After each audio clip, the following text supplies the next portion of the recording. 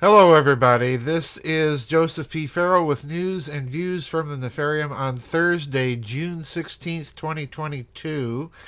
I have an odd one for you today that I've talked about before, but first, the housekeeping. Don't forget, tomorrow we do have the makeup vid chat at 3 p.m. Central Time.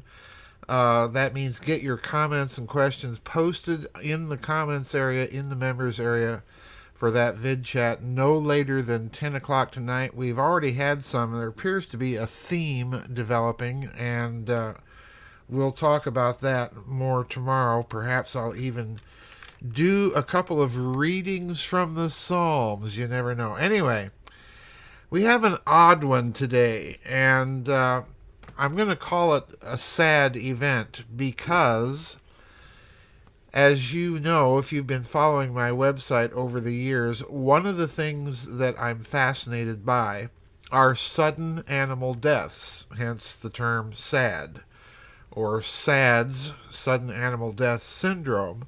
I've been covering these odd stories for a number of years.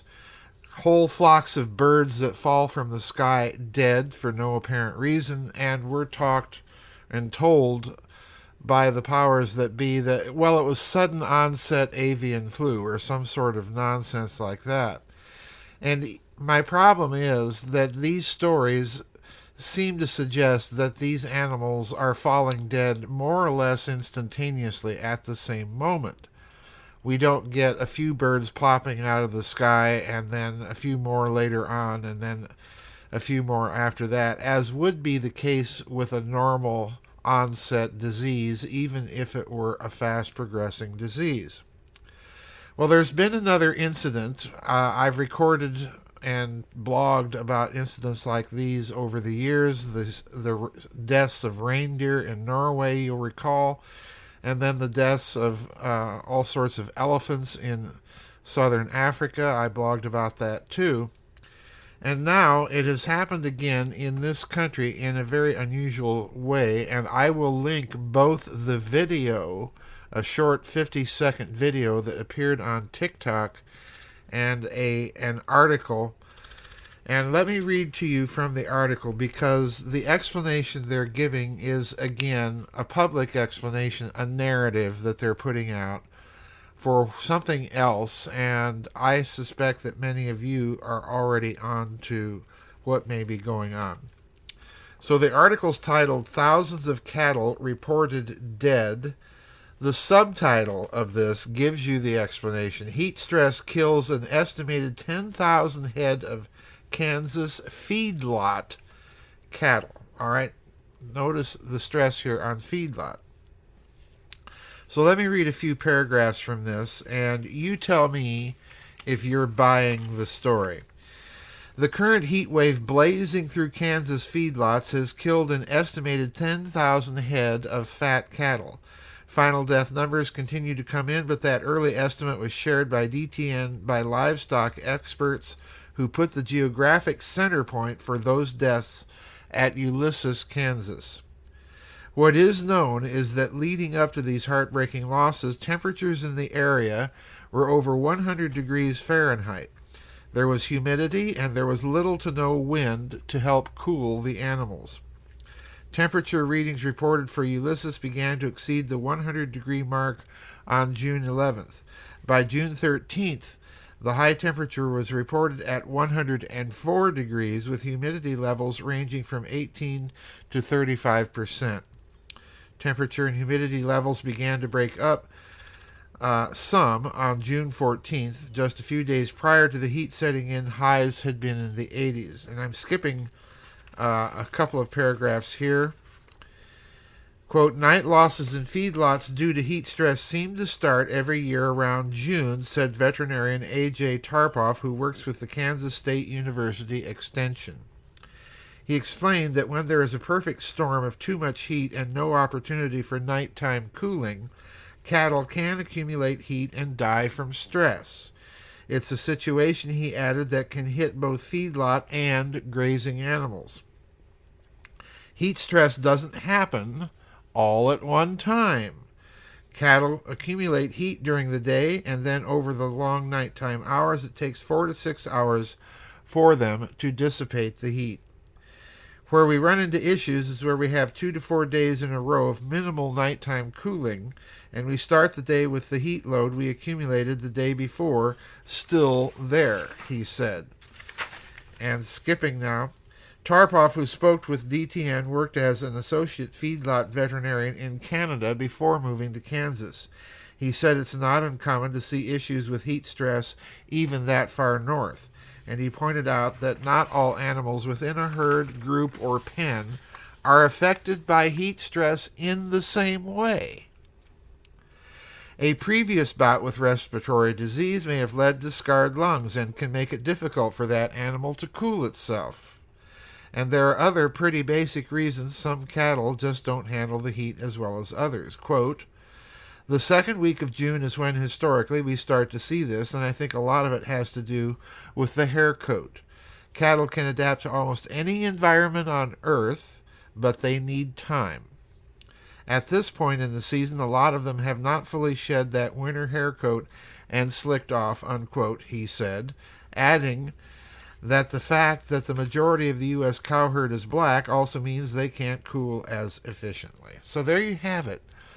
By their own admission, they're saying that not all cattle adapt to heat stress in the same way. Now, what makes this interesting, folks, is when you see this news and views, click on that little video that I've included for you, which is a video of one of these big Kansas feedlots, and I know exactly what they are. You know, my mother used to live in Kansas. I used to travel home to see her in Kansas and drive by several of these very large cattle feedlots. Now, here's the problem with the respiratory and heat stress story. As the veterinarian himself pointed out, not all cattle react in the same way. What we're looking at in the video is a feedlot where it does look to me like all the cattle more or less died at approximately the same time. In other words, within a very narrow span. So there's all this speculation about heat stress. The problem is you have to explain why this is happening all at once. And this I don't think the narrative does.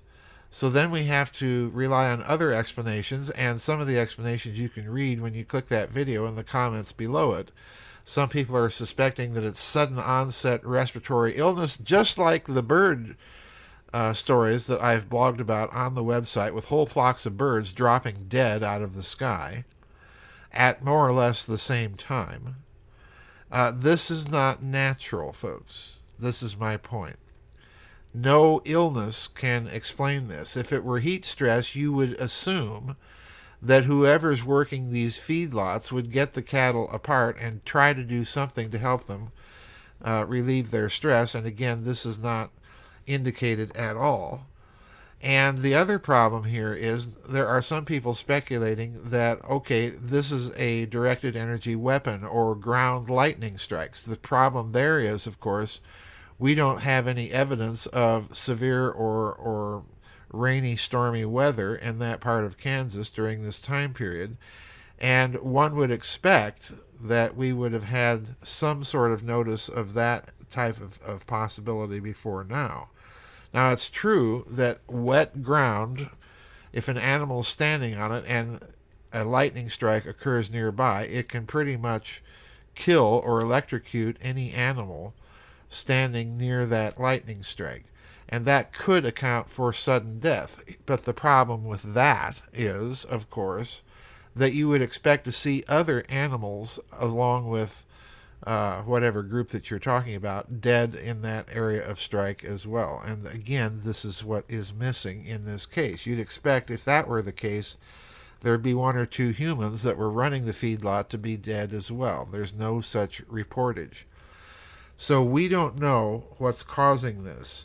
The sudden respiratory flu explanation has been used in the case of birds. I don't find it plausible. The directed energy weapon story is possible, in my opinion. However, that would mean that you're dealing with some sort of weapon that can selectively target a specific species, or at least a specific genus of animal, and leave other animals unharmed. And again, this, we don't have any news, we don't have any data, but it is nonetheless very fishy. And I would suspect that that's probably the best explanation. So what's going on? Well, I've been opining for many years in covering these sudden animal death syndrome stories, these SADS stories, that someone is experimenting with some sort of exotic weaponry to see how closely they can be targeted. If you add all these stories together, birds dropping out of the sky, elephants dropping dead in Africa, reindeer in Norway, and so on and so forth, and now cattle at feedlots in Kansas. A feedlot is obviously a concentrated target. And we're not hearing the same sorts of stories, at least as far as I'm aware, from ranchers in Kansas where this has taken place, of similar things with their range cattle. I don't know, it may be happening, but it is suspicious to me that you have cattle at feedlots, which is a rather concentrated target. So what I suspect may have been going on in all of these events is somebody is testing some sort of exotic technology to see how closely a technology can be targeted, how narrowly it can be targeted, not only in a particular region of the sky or of the ground, but also to see how closely it can be targeted to a specific species. Now, we haven't seen anything like this yet happen to human beings, but I suspect that we may be gearing up, sadly to say, to some sort of human test, because this, if you look at all these stories together, it does look to me like you have a progression in the testing that is being done. So this is one to watch, folks. Please look at that video. It'll be underneath in the news and views. It's about 50 seconds long. It's very graphic and it's very sad, but I don't think we are looking at anything natural. That's the bottom line for me. Don't forget, tomorrow we have the vid chat. That'll be at 3 o'clock U.S. Central Time. Again, I will be in the chat room early, as usual, for our little pre-chat banter. There does seem to be a theme emerging in this vid chat, so if you have comments or questions in line with that theme, please get your comments and questions posted. Even if they're not in line with that theme, get your comments and questions posted by 10 o'clock tonight, and we will see you tomorrow for the vid chat. And I want to thank everybody once again for contributing all the articles and comments that you do. We'll see you on the flip side, everybody. Bye-bye, and God bless.